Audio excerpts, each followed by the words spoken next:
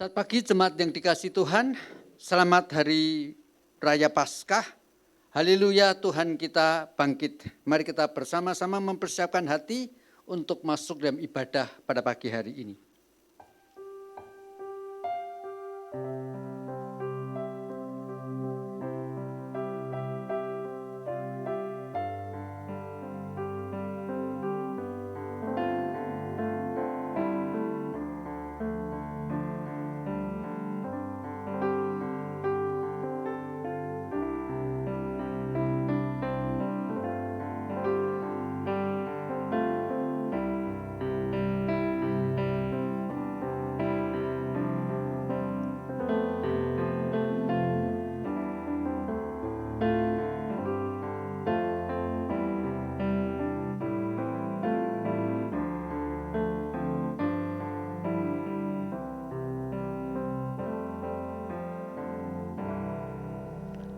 Kebaktian kita hari ini didasari bahwa Tuhan kita adalah kebangkitan dan hidup. Turunlah kiranya atas kita sekalian pertolongan dari Bapa dan Tuhan kita Yesus Kristus. Amin.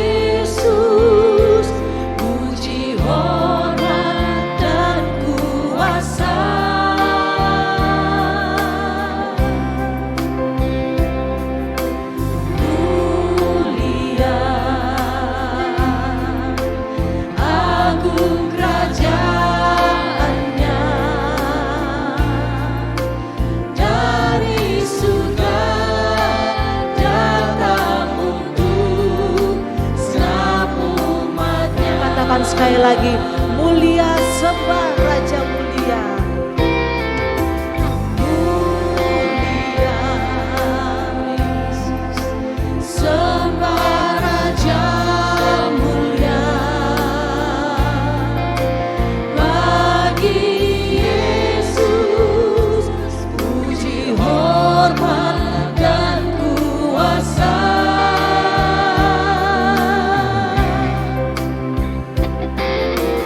Mulia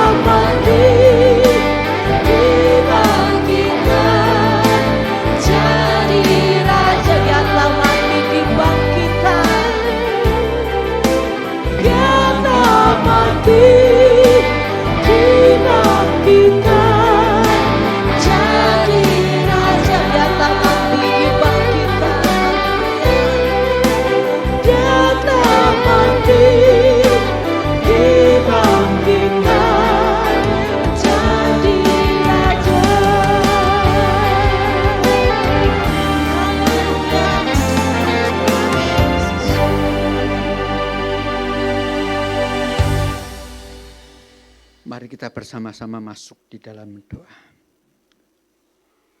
Tuhan, teragunglah nama-Mu dari kekal sampai kekal. Karena sesungguhnya Engkau menciptakan segala sesuatu dan khususnya Engkau menciptakan kami semua di dalam gambar dan rupa-Mu. Supaya melalui puji-pujian kami, melalui ibadah kami, bahkan melalui hidup kami setiap hari, kami selalu mengagung-agungkan Engkau. Tuhan, khususnya pada pagi hari ini ketika kami menjalankan ibadah hari Minggu, tetapi yang sekaligus merayakan hari kebangkitan-Mu. Biarlah sekali lagi kami semua, bahkan seluruh dunia, mengakui bahwa Engkaulah Tuhan. Tuhan yang sudah bangkit dan yang sudah menaklukkan segala sesuatu di bawah kakinya. Dan biarlah pada saat yang sama, seluruh dunia boleh mendapatkan penghiburan, kekuatan, dan pengharapan di dalam Tuhan yang hidup. Tuhan, kami serahkan ibadah kami dari pagi hari ini, awal ini Tuhan, sampai akhir ke dalam tangan-Mu. Bahkan seluruh ibadah yang diadakan oleh berbagai gereja di berbagai tempat, ya Tuhan. Kiranya melalui ibadah yang kami melakukan sepanjang hari ini dimanapun itu diadakan, benar-benar menjadi satu pengakuan iman, satu penghiburan, satu kekuatan bagi seluruh dunia. Teragunglah Engkau ya Tuhan. Di dalam nama Tuhan Yesus Kristus kami berdoa. Amin.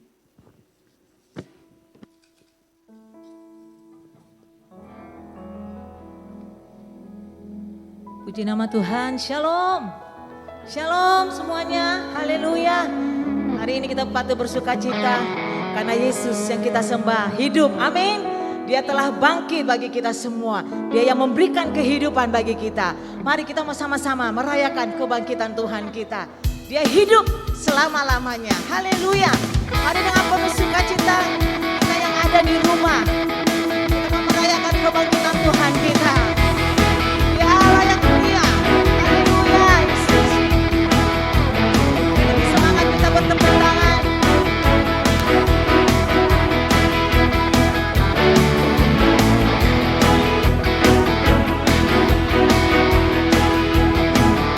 Sama-sama katakan, rayakan Yesus, rayakan.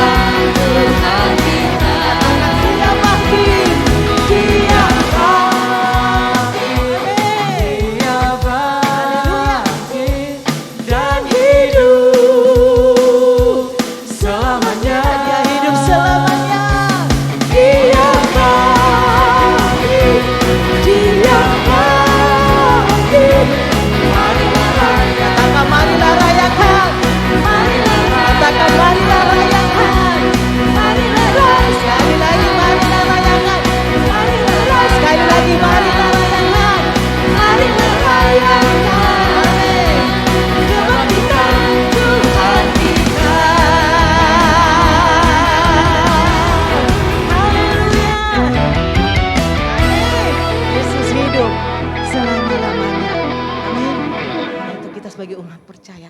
Mari kita tetap sukacita, kita tetap semangat dalam mengiring Tuhan kita. Amin, terpujilah Tuhan. Bapak Ibu, saatnya kita akan mendengarkan persembahan pujian dari Komisi Wanita GKR Petra.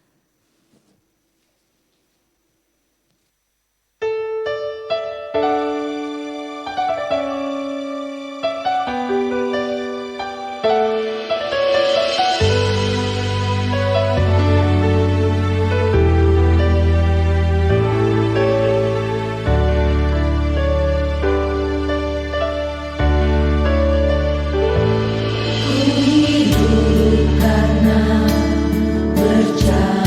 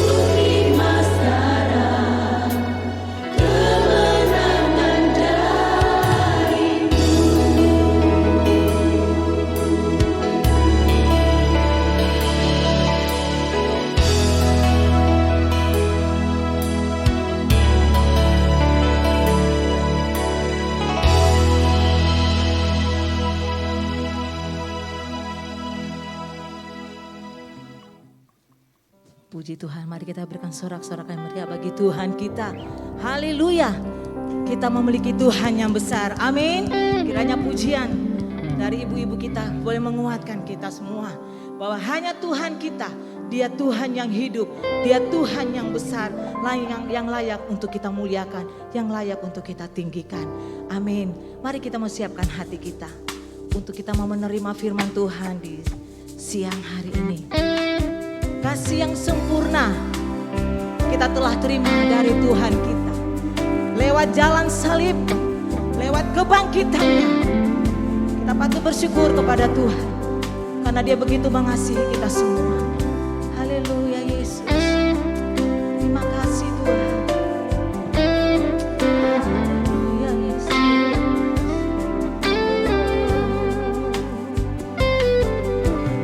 Kasih yang sempurna telah ku terima darimu, bukan karena kebaikanku, hanya oleh kasih karuniamu kau pulihkan aku. Layakkanku untuk dapat memanggilmu Bapa. Kau beri aku bintang saat ku mencarimu mendapatkan. Ku ketuk pintumu dan kau bukakan. Sebab kau Bapa-Ku, Bapa yang kekal. Takkan kau biarkan aku melangkah hanya sendirian. Kau selalu ada bagiku. Sebab kau Bapa-Ku, Bapa yang kekal. Kaulah Bapa kami yang kekal Tuhan. Terima kasih Tuhan. Oh, kasih yang sempurna telah ku terima darimu, bukan karena kebaikanku, hanya oleh kasih karuniamu kau pulihkan aku. Layakkanku dapat memanggilmu Bapa. Kau beri aku bintang saat ku mencarimu mendapatkan. Ku ketuk pintumu dan kau bukakan. Sebab kau Bapa-Ku, Bapa yang kekal. Takkan kau biarkan aku melangkah hanya sendirian. Kau selalu ada bagiku. Sebab kau Bapa-Ku, Bapa yang katakan kau beri aku bintang. Haleluya Yesus. Kau beri aku bintang saat ku mencarimu mendapatkan. Ku ketuk pintumu dan kau bukakan. Sebab kau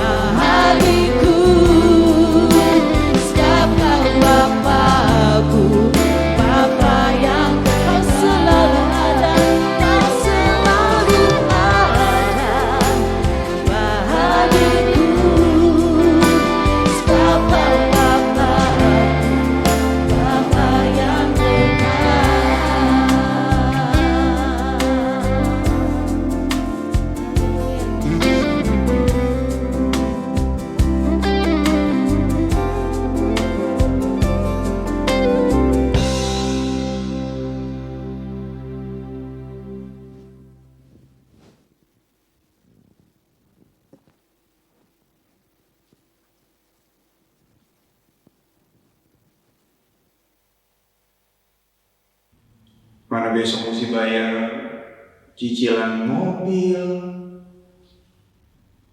Tuhan, saya nggak tahu deh gimana nih mesti ngadepin ini semua sih.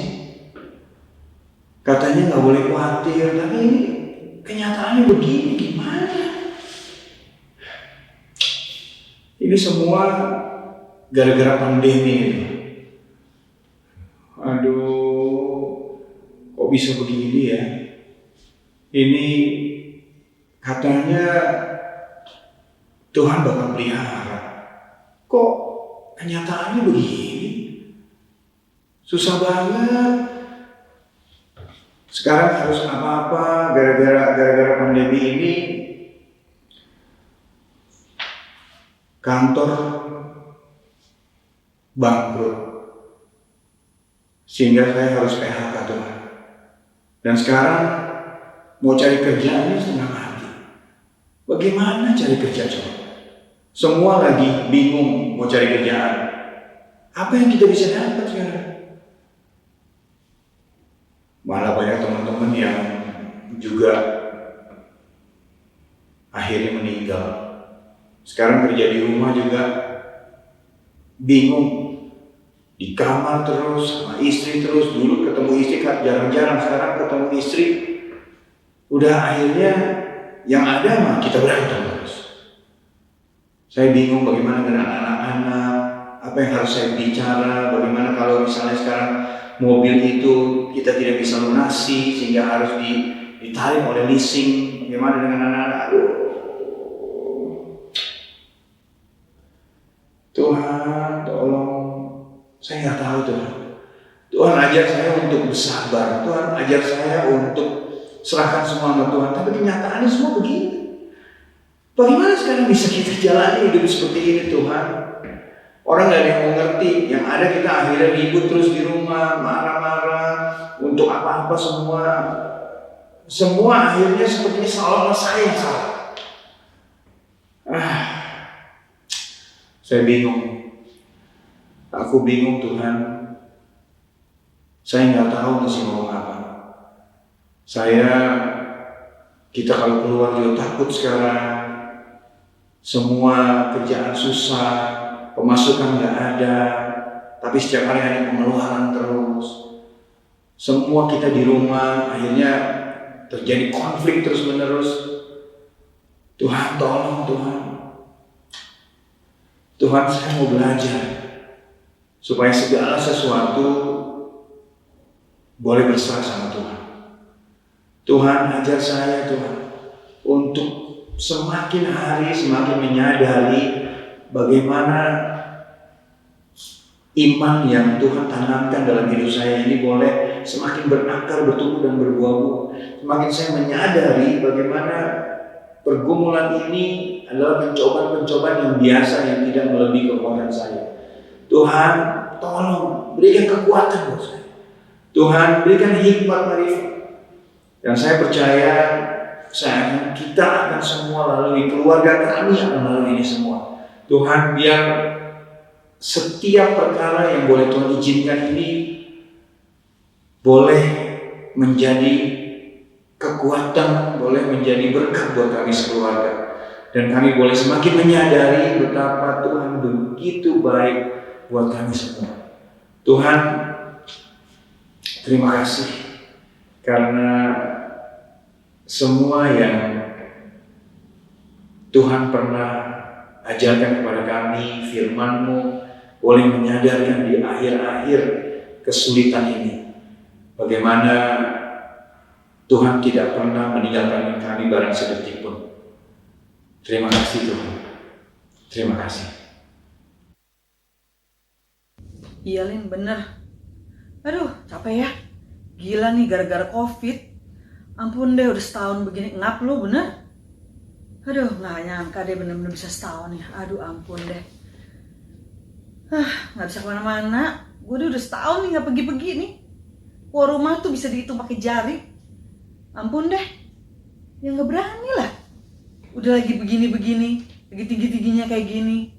Aduh, kapan ya COVID bisa kelar? Ya sama deh. Bener. Iya, jadi di rumah terus. Iya. Aduh, udah gitu di rumah gua nih. Udah pada rebutan wifi. Ampun deh. Udah signal HP bolot kalau deket rumah gue, jadi mau nggak mau mesti pakai wifi. Wifi kalau udah siang, aduh ampun, yang satu pakai kuliah, yang satu pakai sekolah, lah laki gue juga pakai buat kerja. Aduh, udah wifi lemot banget deh, udah belum lagi nih, yang kecil lagi si kecil, itu kalau udah sekolah dia udah malas-malesan, bercanda-bercandaan gitu, nggak konsentrasi ngeliat gurunya ngajar apa juga ini. Gue juga mesti kadang-kadang ikut-ikutan, jadi mesti nongkrongin, capek kan. Aduh. Iya. Apalagi yang kuliah, kerjanya di kamar terus. Itu tuh si Daniel tuh kerja di kamar melulu, udah dia nggak mau kemana-mana. Alasannya apa? Alasannya lagi bikin kerjaan lah, kuliah, alasannya lagi lecture lah, pokoknya ada aja lah alasan. Keluar paling cuma makan, kamar mandi, udah itu doang. Ngeliat mukanya juga udah jarang. Iya. Laki gue juga nih, aduh, udah tempat kerjaan dia yang dulu nih, sekarang bangkrut kan gara-gara COVID tahun lalu. Nah sekarang dia udah mesti kerja dari rumah, mesti coba usaha sendiri, kan nggak gampang. Jadi duitnya pas-pasan lah, mau cari kerjaan baru lagi susah, apalagi udah faktor umur begitu. Ya mau nggak mau mesti pas-pasan, mau nggak mau ya mesti ya diusahain lah. Gimana? Belum urusan makanan kan sekarang nggak murah. Kalau mau masak sendiri ya skillnya juga pas-pasan, anak-anak juga pada cerewet, mau makan yang siang, yang malam gak boleh sama. Mau pesen terus Gojek juga bingung, itu lagi. Aduh, udah pada banyak maunya lagi. Nggak tahu deh. Iya, capek ya. Ya sekarang jam berapa nih? Sebentar lagi anak gue udah mesti ini nih, udah mesti kelar sekolahnya nih, gue udah mesti buru-buru urusin dia lagi nih. Ya deh, oke Lin, udah dulu ya. Thank you ya buat sharing-sharingannya nih. Ya, bye. Capek deh, urusan COVID kayak begini nih. Sampai kapan? Aduh Tuhan, nggak tahan deh. Aduh, udah mana tahun lalu papa meninggal, nggak bisa datang karena COVID. Semoga nggak ada lagi lah yang kena gara-gara COVID. Stres benar-benar, aduh Tuhan. Mau gimana lagi dong nih, Kap? Gimana caranya dong Tuhan? Tolong dong Tuhan. COVID kapan bisa beres sih? Aduh. Kenapa sih? Kok Tuhan segitu ininya sih? Kenapa keluarga kami juga kena efeknya? Aduh Tuhan, saya nggak tahu lagi deh mesti gimana. Sudah lebih dari 1 tahun, aku sekarang berkuliah secara online. Yang dulu bisa kuliah bareng sama teman-teman, belajar bersama, kumpul bersama, makan bersama, setelah kuliah bisa jalan-jalan bareng. Sekarang semua udah gak bisa lagi. Sekarang yang ada malah tugas, Zoom, Google Meet. Dan juga gak langsung belajar sama sekali. Bosen banget kuliah kayak gini terus. Dan juga sekarang bisa lihat teman-teman jalan-jalan di luar. Kok bisa ya mereka bisa jalan-jalan ya? Pas aku pengen jalan, nanya ke orang tua, dimarahin, dimaki-maki. Gak mikir apa, keluar-keluar kayak gini. Jujur, udah lama gak ketemu sama teman-teman. Rasanya bosan banget, sepi, hampa banget. Yang lu bisa ketawa bareng. Sekarang gimana cara ketawanya? Ketawanya aja via Zoom, secara call doang, gak berasa ada hubungan interaksi dengan teman-teman.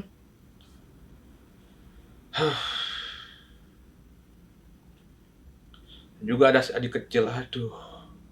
Lagi kelas, itu digedor-gedor, digangguin.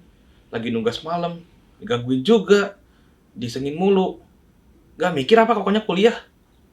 Dikira kuliah cuma main-main doang, gampang cuma depan komputer. Hai, beneran sih. Kenapa ya ada kayak gini gitu kan? Ya memang sih, kadang kalau dipikir-pikir lagi, kalau kita mau keluar, kadang mikir untuk orang tua juga gitu kan, takut jadi OTG. Nanti mereka kena, sakit gitu kan, kenapa-napa, hati merasa bersalah. Ya terkadang itu yang di pikiran saya sih, supaya nggak keluar-keluar. Tapi jujur, kenapa ya Tuhan kasih ada pandemi kayak gitu? Apa dia nggak mikir gitu kan, di rumah tuh jadi di kamar terus gitu kan, karena ada tugas, banyak harus dikerjain. Apalagi orang tua banyak maunya, marah-marah mulu.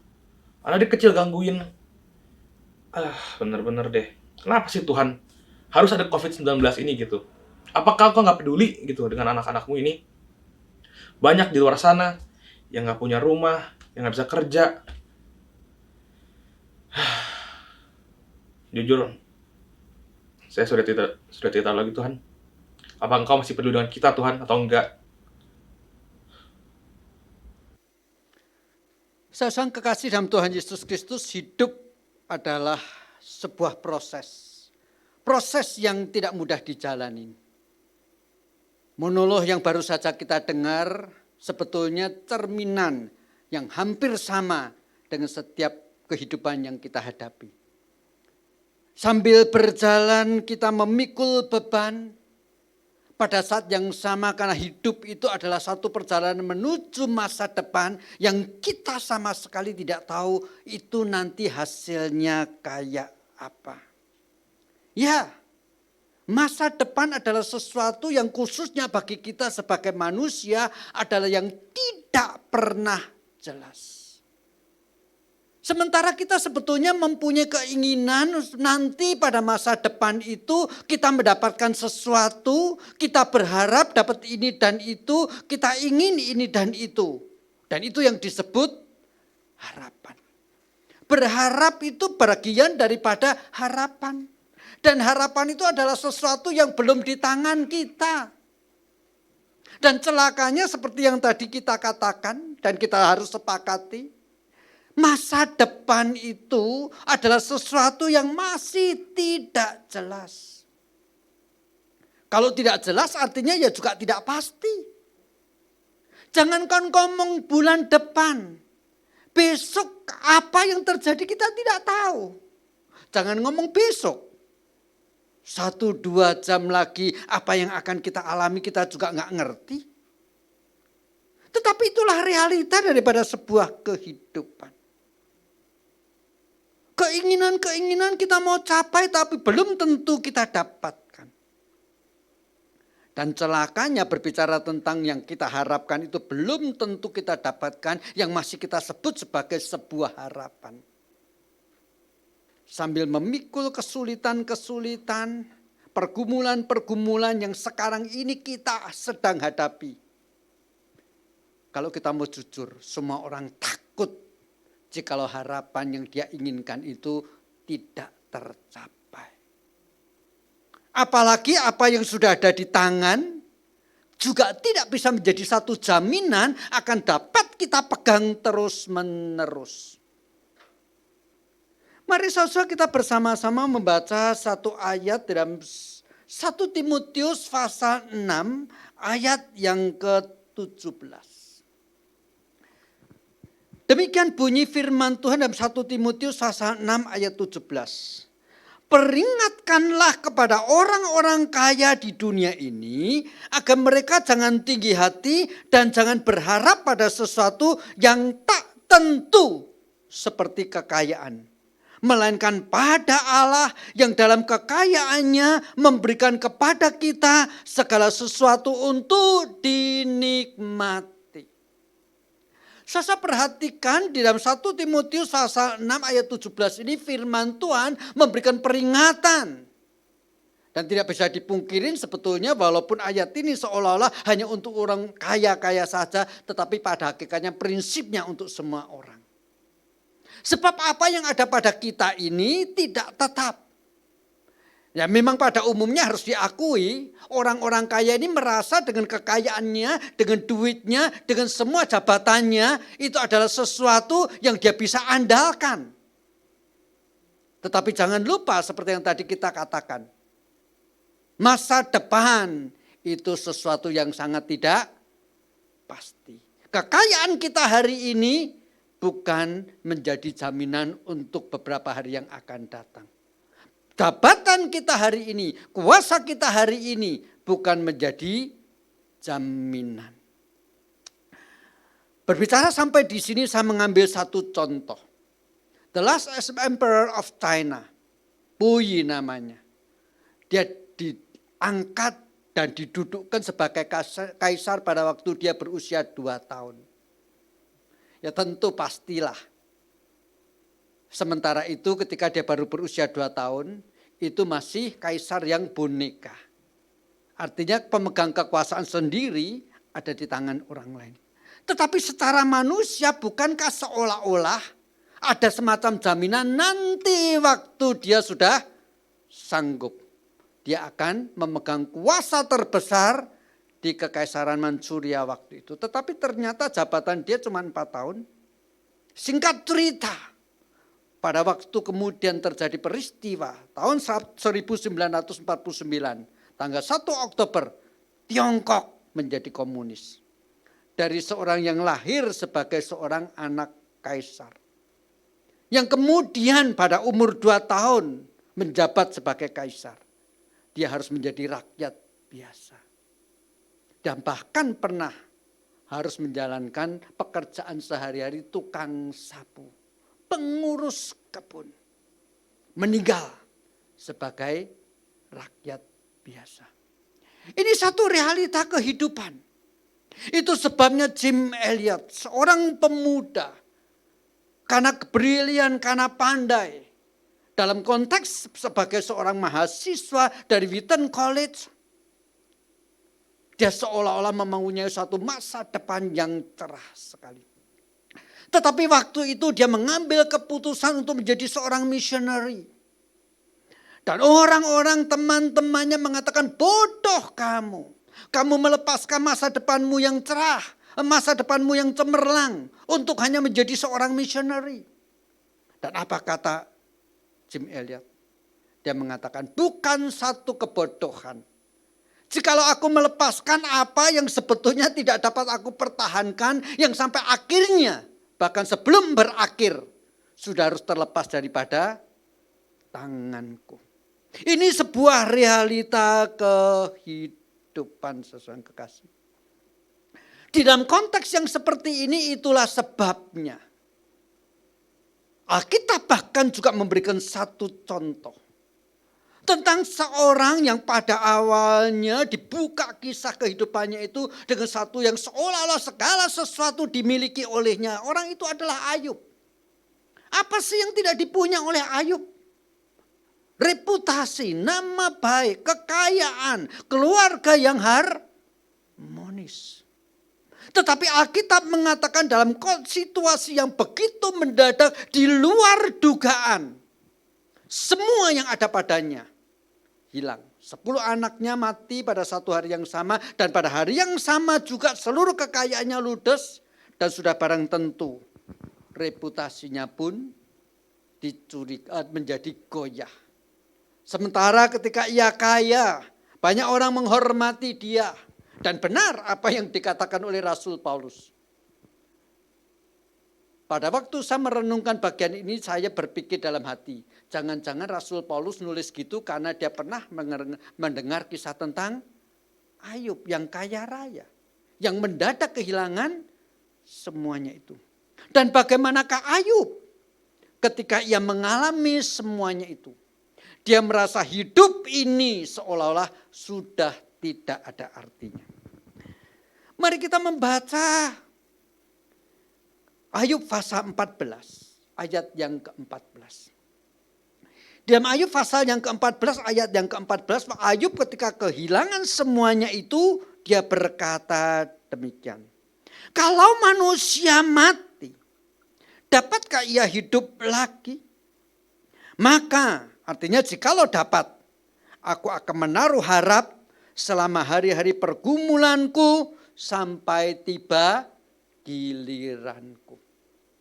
Ketika Ayub merasa hidup itu penuh dengan beban yang berat, dari kaya raya mendadak kehilangan semuanya, sudah begitu tidak tahu hari depan akan menjadi seperti apa. Dia bertanya kalau begitu lebih baik mati. Tetapi celakanya pada waktu dia berpikir seolah-olah lebih baik mati, dia tahu bahwa ternyata kematian itu bukan menyelesaikan segala sesuatu. Siapa tahu di balik kematian ada sesuatu yang lebih mengerikan daripada hidup. Itu sebabnya hidup tidak berani, mati pun juga tidak rela. Itulah Ayub. Dalam kondisi yang seperti ini puji syukur. Tuhan selangkah demi selangkah, sehari demi sehari menyertai Ayub di dalam kesulitannya, bahkan membukakan pengertian-pengertian yang waktu itu bagaimanapun menjadi semacam wahyu yang dibukakan tetapi belum jelas, namun ada progres dibandingkan pasal 14. Mari kita lihat di dalam Ayub pasal 19. Oleh pertolongan Tuhan dan saya percaya ini ada satu wahyu atau Revelation begitu. Ayub pasal 19 ayat 25 ayat 26 demikian bunyinya. Tetapi aku tahu bahwa penebusku hidup dan akhirnya ia akan bangkit di atas debu.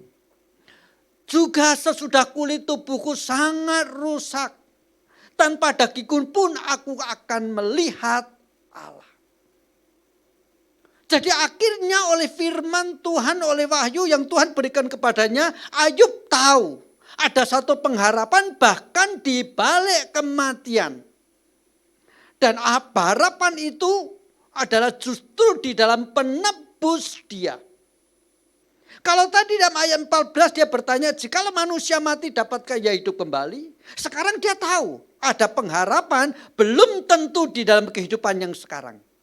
Tetapi adakah pengharapan di balik kematian? Itu sebabnya yang mengatakan sekalipun tubuhku sudah sangat rusak. Artinya apa? Ketika ia telah mengalami kematian, sudah dimasukkan dalam liang kubur, tetap di situ ada pengharapan. Bahkan ada semacam kebangkitan karena dikatakan tanpa dagingku pun aku melihat Allah. Tetapi semua yang dikatakan oleh Ayub di dalam pasal 19 ini masih berupa satu janji Tuhan atau firman yang disampaikan oleh Tuhan kepada Ayub secara pribadi tetapi yang belum tergenapi. Itu sebabnya Ayub mati. Itu sebabnya setelah Ayub mati juga tidak bangkit. Tetapi saudara, hari itu, hari ketiga setelah Tuhan Yesus mati di atas kayu salib. Di mana dikatakan dia mati karena menebus dosa kita. Di mana dikatakan bahwa yang mati karena mengasihi kita, mengampuni kita. Maka pada hari yang ketiga dia bangkit. Dan mari kita membaca Injil Lukas pasal 24 ayat yang kelima. Injil Lukas pasal 24 ayat yang kelima demikian bunyinya. Mereka sangat ketakutan dan mereka menundukkan kepala. Tetapi kedua orang itu berkata kepada mereka, "Mengapa kamu mencari dia yang hidup di antara orang mati?"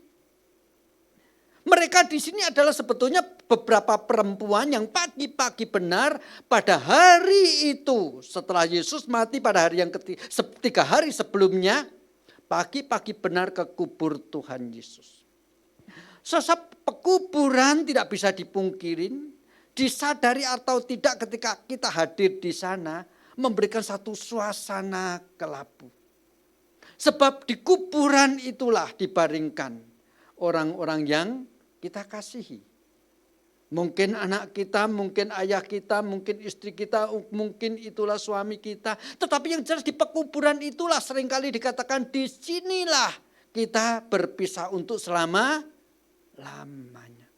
Maka di pekuburan siapakah yang bisa mendapatkan suasana gembira?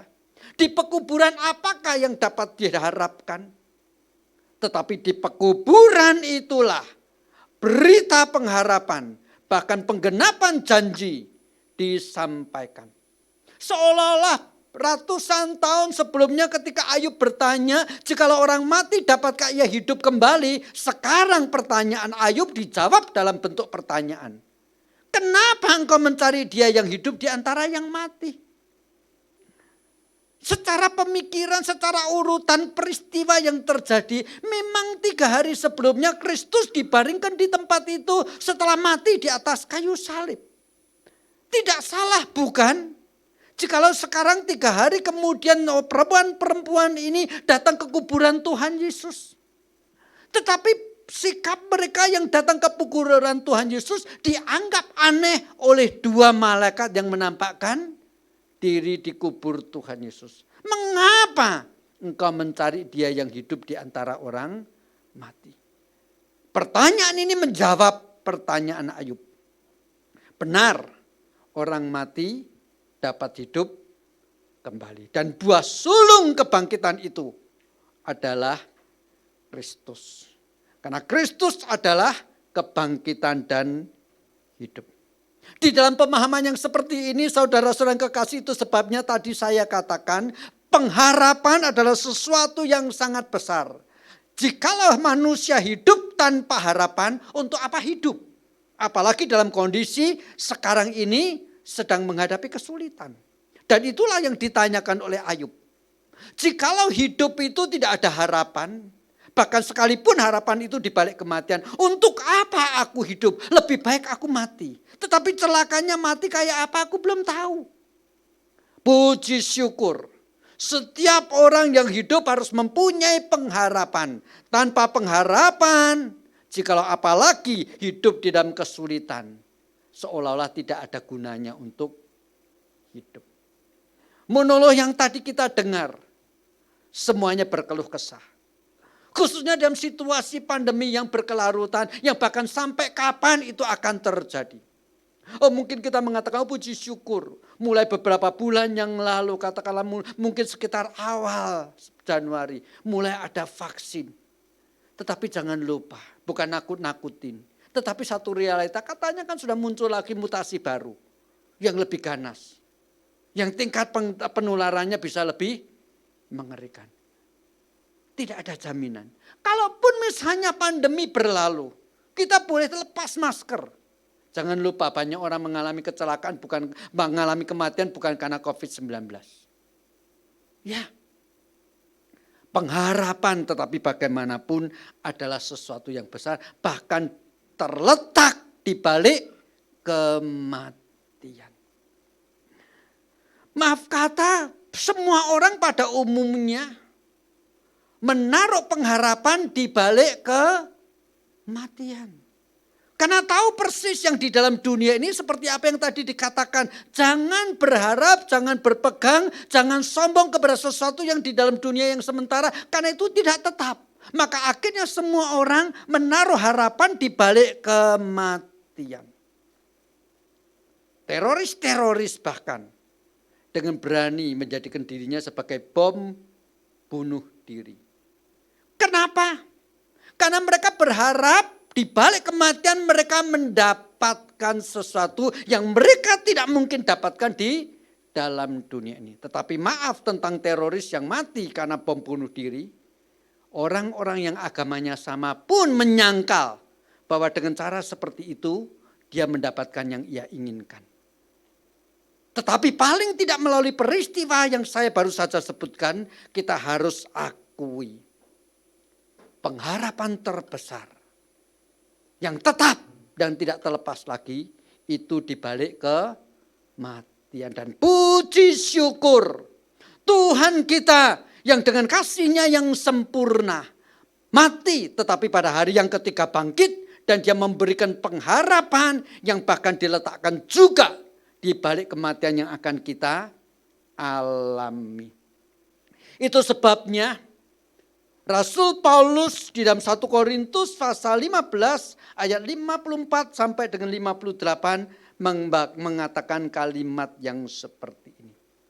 1 Korintus pasal 15 ayat 54 sampai dengan 58 saya bacakan.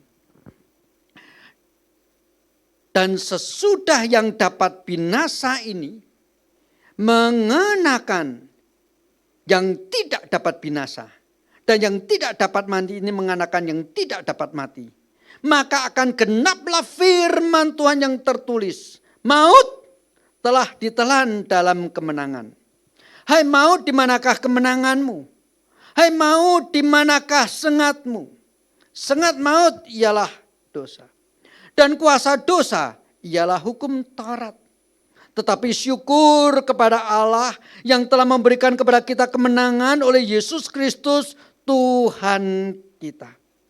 Karena itu saudara-saudara yang kekasih, berdirilah teguh, jangan goyah, dan giatlah selalu dalam pekerjaan Tuhan, sebab kamu tahu bahwa dalam persekutuan dengan Tuhan jerih payahmu tidak sia-sia. Ayub bertanya, kalau aku hidup seperti ini, semua yang aku pernah miliki terlepas, dapatkah ketika aku mati mengalami kebangkitan? Jikalau dapat, aku berharap. Dan dijawab, penebusnya hidup, walaupun nanti dagingnya rusak. Dan Kristus dengan kebangkitannya menjawab itu semua, memberikan pengharapan. Itu sebabnya Rasul Paulus mengatakan, kuasa maut, kematian sudah dikalahkan. Di dalam kematian ada kebangkitan. Kita merindukan kebangkitan. Itu sebabnya harus melalui tahapan mengalami kematian.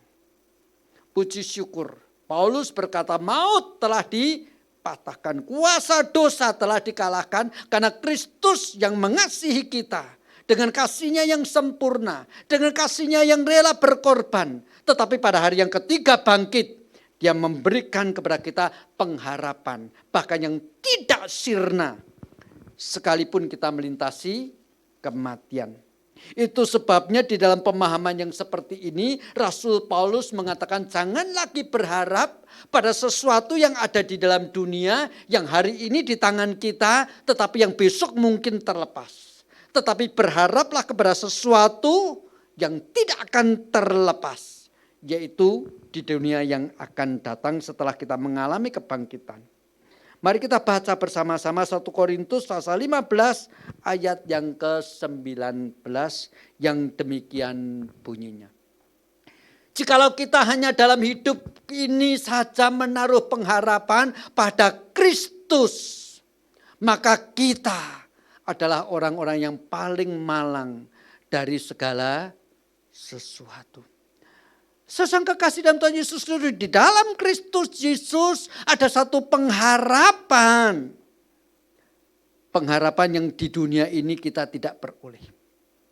Tetapi artinya ayat ini juga boleh dimengerti bahwa kadang-kadang di dalam hidup kita yang sekarang ini, ketika kita sudah menjadi anak-anak Tuhan, kita boleh berharap di dalam Tuhan, syukur-syukur di dalam dunia yang sementara, Tuhan berikan apa yang kita harapkan. Tetapi jikalau Kristus hanya memberikan kepada kita yang di sementara saja, lalu di balik kematian Kristus kasih apa? Itu yang mau dikatakan oleh Rasul Paulus. Maka yang diberikan Kristus di balik kematian justru lebih berharga daripada ada yang di dalam dunia ini. Tetapi kita harus akuilah, di dalam dunia seperti yang tadi saya katakan, di mana seorang ayah bersungut-sungut kredit mobil, belum lunas, kena pandemi, kena PHK. Semua keluarga nyalain dia. Istri terus cuman pakai telepon, ngabisin pulsa. Kelihatannya ngomel tanpa penyelesaian. Anak di dalam kamar terus. Macem-macem. Itu cuma sebagian daripada gambaran kehidupan kita. Di dalam kehidupan yang seperti ini, pakai bahasa anak muda tadi, Tuhan mikir enggak sih? Hei, itu siapa itu anak muda? Mikir dong, kalau Tuhan tidak mikir nggak jadi Tuhan. Ya kan? Tetapi itu satu hal realita. Pergumulan kita kadang-kadang bisa sampai satu titik seolah-olah apa yang Tuhan lakukan itu tanpa pikir. Tuhan seolah-olah tidak ngerti. Susah, Tuhan kamu ngerti nggak sih? Kalau Tuhan nggak ngerti, nggak jadi Tuhan. Semua pertanyaan-pertanyaan yang kita sodorkan kepada Tuhan, belum dijawab Tuhan, sebetulnya membuat kita sadar. Namanya juga Tuhan. Tidak usah ditanya-tanya lagi deh. Yang berhak ditanyain itu yang bukan Tuhan. Tuhan adalah yang sempurna, yang kuasa, yang tidak mungkin salah. Jadi nggak usah ditanyain. Apalagi pertanyaannya mengandung tuntutan Tuhan harus bertanggung jawab. Mikir. Mosok Tuhan bertanggung jawab padamu. Tetapi Tuhan mengasihi kita. Tuhan rela melewati semuanya itu, penderitaannya di atas kayu salib, bangkit pada hari yang ketiga. Bukan saja memberikan pengharapan, di dalam hidup yang sekarang ini pun karena mengasihi kita mau berjalan serta kita. Permasalahannya kita mau bersandar pada Dia, tidak. Itu sebabnya mari kita bersama-sama baca. Baca beberapa bagian firman Tuhan dalam Ibrani pasal yang ke dalam Ibrani pasal yang keempat, Ibrani pasal yang keempat ayat 14 sampai 16, saya baca demikian bunyi firman Tuhan. Ibrani pasal 4 ayat 14. Karena kita sekarang mempunyai imam besar agung yang telah melintasi semua langit, yaitu Yesus anak Allah. Baiklah kita teguh berpegang pada pengakuan iman kita. Sebab imam besar yang kita punya bukan imam besar yang tidak dapat turut merasakan kelemahan-kelemahan kita. Sebaliknya sama dengan kita, ia telah dicobai hanya tidak berbuat dosa. Sebab itu marilah kita dengan penuh keberanian menghampiri tahta kasih karunia supaya kita menerima rahmat dan menemukan kasih karunia untuk mendapatkan pertolongan kita pada waktunya. Sambil menantikan harapan yang Tuhan taruh di balik kematian di dalam hidup kita yang sekarang, Ibrani pasal 4 ayat yang ke-14 sampai 16 mengatakan, yang kita punya imam yang menjadi perantara kita, bahkan yang bersedia menolong kita adalah Kristus Allah yang menjadi manusia. Tetapi setelah mati dan bangkit kembali naik ke surga. Itu sebabnya di dalam ayat 14 dikatakan kita sekarang mempunyai imam besar agung yang telah melintasi semua langit. Imam besar, imam agung itu yang melintasi semua langit. Bukan yang lain. Dan dialah yang bersedia menolong kita setiap saat dengan segala pergumulannya. Yang di PHK. Yang perusahaannya bangkrut, yang ditinggal pacar, yang sakit apapun itu, kita boleh datang kepada Tuhan. Satu kali ada seorang tanya kepada saya, Pak Yung, anak saya boleh nggak berdoa untuk anjingnya yang sakit? Ya saya mengatakan, ya boleh dong. Gimana ya rasanya? Berdoa hanya untuk seekor anjing yang sakit. Saya jawab kepada ibu ini. Kalau anakmu pemuda gitu misalnya, takut ditinggal pacarnya, boleh enggak berdoa? Tuhan, aku takut pacarku ninggalkan aku. Boleh enggak? Kalau seorang boleh berdoa, Tuhan aku takut kehilangan perusahaanku. Tuhan aku takut ini dan itu. Kalau pacar urusan gede gitu. Kalau bangkrut, kehilangan perusahaannya gede gitu. Jangan lupa bagi seorang anak, seekor ikannya, seekor anjingnya pun juga urusan besar. Puji syukur dalam segala hal. Tidak ada sesuatu peristiwa yang terlalu remeh yang kita tidak boleh doakan. Tetapi pada saat yang sama tidak ada satu persoalan dan kesulitan yang terlalu besar. Yang seolah-olah kalau yang ini gak usah didoain. Karena Tuhan pasti gak sanggup. Puji syukur itulah Tuhan kita. Dia mengasihi kita. Pada saat yang sama Ia memberikan kepada kita pengharapan. Sebelum pengharapan terbesar di balik kematian menjadi milik kita. Hidup di dalam dunia ini. Tidak usah sungkan-sungkan mengatakan. Kadang-kadang kita ketakutan. Kehilangan pekerjaan kita. Kita ketakutan. Perusahaan yang beberapa tahun yang lalu begitu memuncak. Yang kita rintis dari muda. Kelihatannya sukses karena pandemi ini tiba-tiba mulai menurun. Kita boleh berdoa. Dan bahkan urusan-urusan yang paling sepele. Doakan anakmu ketika ia khawatir ikannya akan mengalami kematian. Doakan.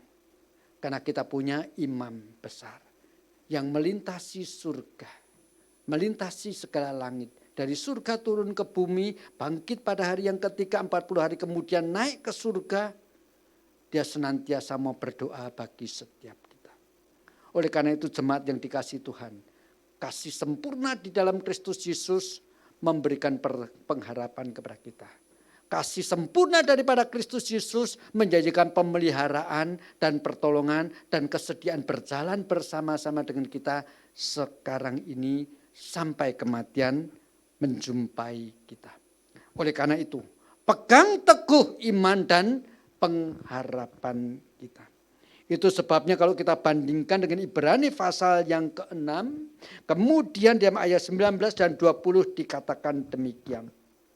Pengharapan itu adalah sauh yang kuat dan aman bagi jiwa kita. Yang telah dilabuhkan sampai ke belakang tabir. Di mana Yesus telah masuk sebagai perintis bagi kita. Ketika ia menurut peraturan Melkisedek. Menjadi imam besar sampai selama-lamanya. Jemaat yang dikasihi Tuhan, Kristus bangkit. Maka pegang iman dan pengharapan kita.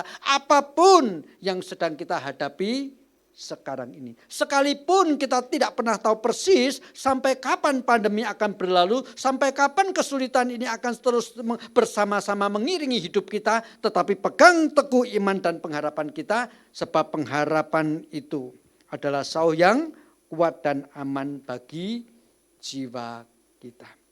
Puji syukur Tuhan kita, Tuhan yang berjanji menyertai kita. Sebab segala sesuatu sudah ditaklukkan di bawah kakinya. Baik yang kelihatan maupun yang tidak kelihatan.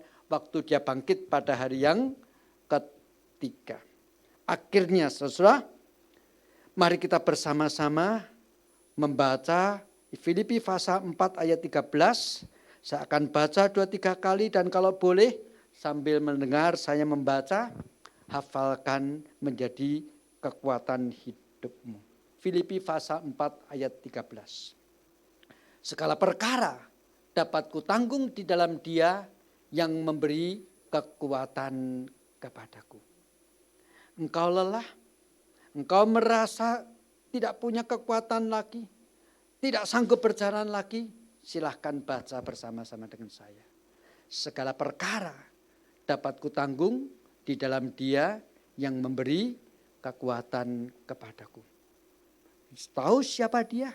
Dialah Yesus yang mengasihimu dan yang bangkit pada hari yang ketiga.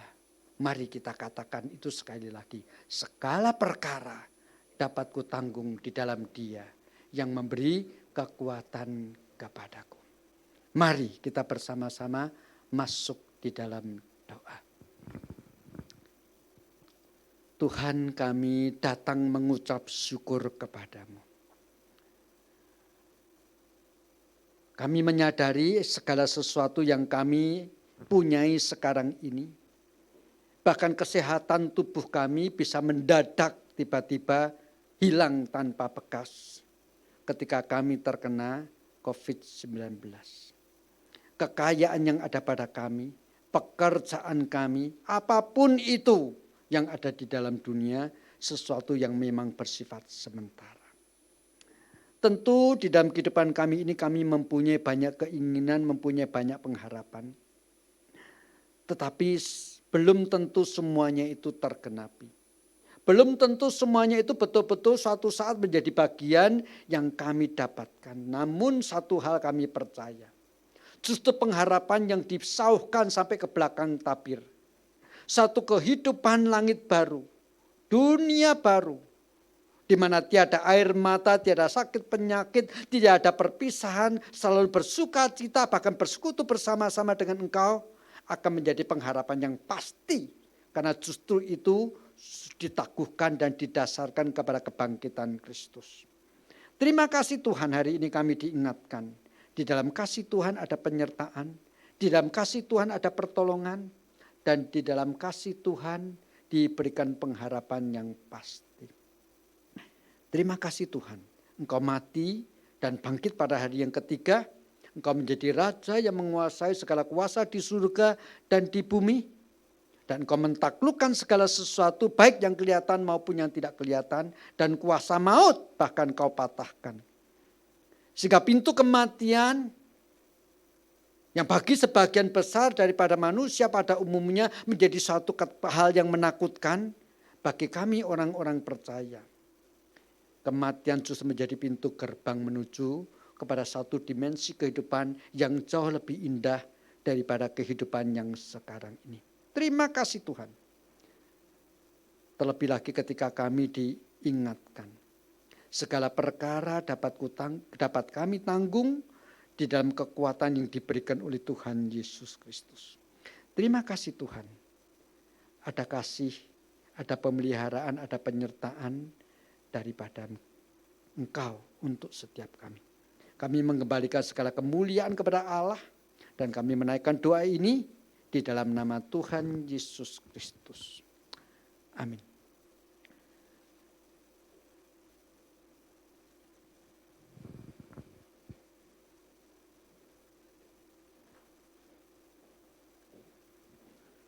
Mari jemaat yang dikasihi Tuhan, bersama-sama dengan segenap umat percaya sepanjang zaman, kita mengerarkan pengakuan iman rasuli yang berbunyi demikian.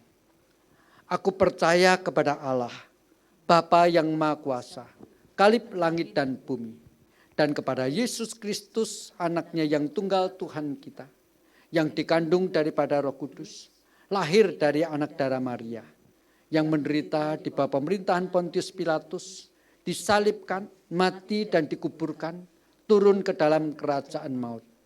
Pada hari yang ketiga, bangkit pula dari antara orang mati, naik ke surga, duduk di sebelah kanan Allah, Bapa yang Maha Kuasa. Dan akan datang dari sana untuk menghakimi orang yang hidup dan yang mati. Aku percaya kepada Roh Kudus, gereja yang kudus dan am, persekutuan orang kudus, kebangkitan daging dan hidup yang kekal. Amin.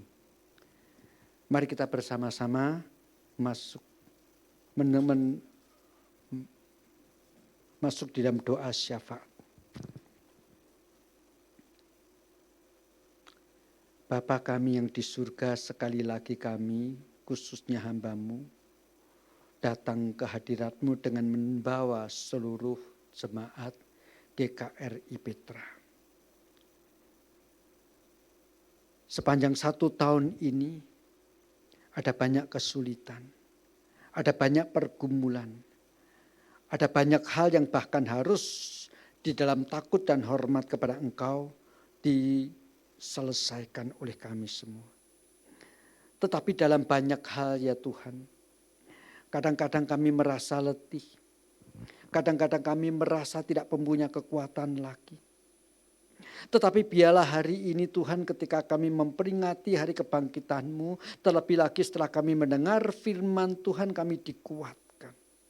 Untuk sekali lagi bersandar padamu Tuhan, untuk terus hidup, untuk terus menjalankan tanggung jawab kami. Sebagai seorang kepala keluarga, sebagai seorang suami, dengan bersandar pada pertolongan-Mu, bukan marah-marah, bukan menyalahkan orang lain, tetapi terus berusaha. Kalau ada yang di PHK, berikan ketekunan untuk mencari pekerjaan baru. Kalau masih mempunyai kesempatan, berikanlah kreativitas ya Tuhan. Untuk mencoba melakukan sesuatu yang baru, yang selama ini, sebelum ini belum pernah terpikir. Bahkan yang merasa kesehatannya semakin hari semakin merosot. Ya Tuhan, kiranya kepada siapa kami semua berharap jikalau bukan kepada Engkau. Terima kasih Tuhan, kami diingatkan segala perkara, pergumulan kami besar kecil, tidak ada yang terlalu tidak layak untuk kami naikkan sebagai doa kami kepada Engkau. Sebab kami mempunyai imam besar, imam agung yang sudah melintasi segala langit, yang bahkan ada di sebelah kanan Allah Bapa, yang terus menerus membawa doa-doa kami ke hadirat Bapa. Makanya belum kami doakan, Kristus Tuhan kami pun kami percaya sudah terlebih dahulu berdoa bagi kami. Itu sebabnya Tuhan sekali lagi dalam saat-saat seperti ini, hamba-Mu datang bersama dengan seluruh jemaat ke hadirat-Mu. Di hadapan kasih-Mu. Di dalam satu keyakinan pengharapan ada pada kami. Kami datang kepadamu Tuhan. Dan kami mau mengatakan Tuhan, kami mau setia memegang iman dan pengharapan kami. Terlebih lagi ketika kami tahu kami mendapatkan pertolongan dan penyertaan daripada Roh Kudus yang selalu menjadi penolong kami, yang selalu menjadi penghibur kami, yang selalu mengarahkan kepada kami pada langkah-langkah hidup yang benar. Terima kasih Tuhan. Kami punya Tuhan yang mengasihi kami, yang menderita bagi kami, dan yang bangkit bagi kami juga. Di dalam nama Tuhan Yesus itulah ya Tuhan, kami berdoa. Bapa kami yang di surga, dikuduskanlah namamu, datanglah kerajaan-Mu, jadilah kehendak-Mu di bumi seperti di surga. Berikanlah kami pada hari ini makanan kami yang sesungguhnya. Ampunilah kami akan kesalahan kami, seperti aku juga mengampuni orang bersalah kepada kami. Dan janganlah membawa kami ke dalam pencobaan, tetapi lepaskanlah kami daripada yang jahat. Karena Engkau yang punya kerajaan dan kuasa dan kemuliaan sampai selama-lamanya. Amin.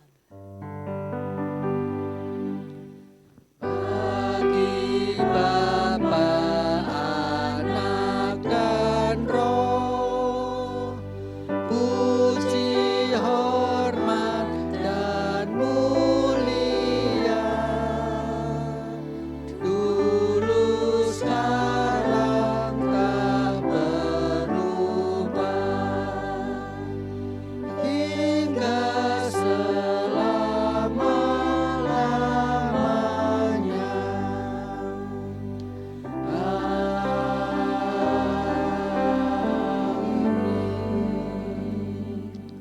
Jemaat yang dikasihi Tuhan, terimalah berkat Tuhan. Haleluya. Tuhan kita bangkit dan segala sesuatu sudah ditaklukkan di bawah kakinya. Dan dalam menaklukkan segala sesuatu tidak ada yang dikecualikan. Baik yang kelihatan maupun yang tidak kelihatan. Semua sudah ditaklukkan. Turunlah kiranya kasih setia dan pertolongan dari Bapa, Tuhan Yesus Kristus, dan Roh Kudus sekarang ini sampai selama-lamanya. Amin.